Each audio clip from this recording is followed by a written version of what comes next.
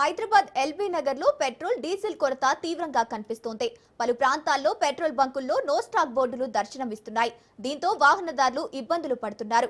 మరోవైపు కొన్ని బంకుల్లో పెట్రోల్ అందుబాటులో ఉన్న భారీ క్యూ లైన్లు కనిపిస్తున్నాయి. గంటలు తరబడి వేచి ఉండాల్సిన వస్తోందని ప్రజలు ఆవేదన వ్యక్తం చేస్తున్నారు. ఇదిలా ఉంటే కొంతమంది ఇది రాష్ట్ర ప్రభుత్వ వైఫల్యమని విమర్శిస్తుండగా మరికొందరు కేంద్ర రాష్ట్ర ప్రభుత్వాల మధ్య సమన్వయ లోపమే కారణమని అంటున్నారు.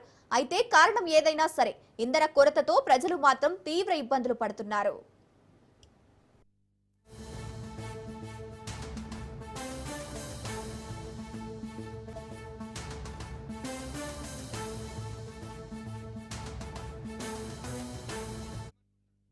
సెంట్రల్ గవర్నమెంట్ మోడీ గారు యుద్ధం ఆగిపోయింది.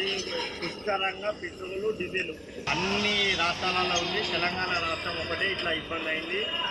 ఈ బంకులలో బ్రోకర్లు ఎక్కువ అయినారు. డీలర్లు టైంకి అమౌంట్ కట్టక ఆగిపోతుంది. వీళ్ళు టోకన్ బ్యాంకులలో అమౌంట్ కట్టుకొని వీళ్ళు ఎందుకంటే ఇంతకుముందు ఎట్లా ఉండేదంటే ఇలా స్టాక్ ఇస్తుండే ఇప్పుడు ఒక 4 ట్యాంకర్లు తీసుకుంటే ఒక 3 నెలలకో 4 నెలలకో కట్టుకునే అవకాశం ఉండేది. ఇప్పుడు ఆ అవకాశం లేదు కాబట్టి ఇది ఇప్పుడు ఇవాళ ఒక ట్యాంక్ వచ్చిందంటే రేపు ఒక ట్యాంక్ వస్తూనే ఉంది.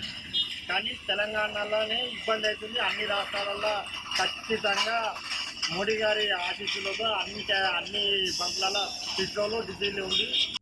ఈరోజు రాష్ట్రంలో దేశంలో డీజిల్ కొరత పెట్రోల్ కొరత చాలా ఉన్నది.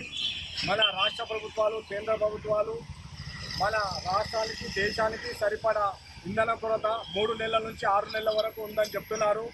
కానీ ఇక్కడ పెట్రోల్ పంపులు 2 రోజుల నుంచి మూతపడ్డాయి. ఓపెన్ ఉన్న దగ్గరనేమో వాహనదారులు ఒక 1/2 కిలోమీటర్ 1/2 కిలోమీటర్ అంత దూరంలో నిలబడుతున్నారు. దయచేసి రాష్ట్ర ప్రభుత్వానికి కేంద్ర ప్రభుత్వానికి ఒకటే విన్నవించుకుంటున్నాము. తొందరగా ఈ యొక్క డీజిల్ కొరత పెట్రోల్ కొరత లేకుండా చూడండి. లేదంటే మేము బీఆర్ఎస్ పార్టీ నుంచి ఎల్బీ నగర్ నియోజకవర్గం దేవిరెడ్డి సుధీర్ రెడ్డి గారు ఎమ్మెల్యే దేవిరెడ్డి సుధీర్ రెడ్డి గారు సూచనలతో ఎల్బీ నగర్లో కానీ రాష్ట్రంలో కానీ బీఆర్ఎస్ తరఫున పెద్ద ఎత్తున ఉధృతంగా ఉద్యమం చేస్తాము. ఏమనుకుంటున్నారు మీరు అసలు? సెంట్రల్ గవర్నమెంట్ మోడీ గారు యుద్ధం ఆగిపోయింది. పుష్కలంగా పెట్రోలు డీజిల్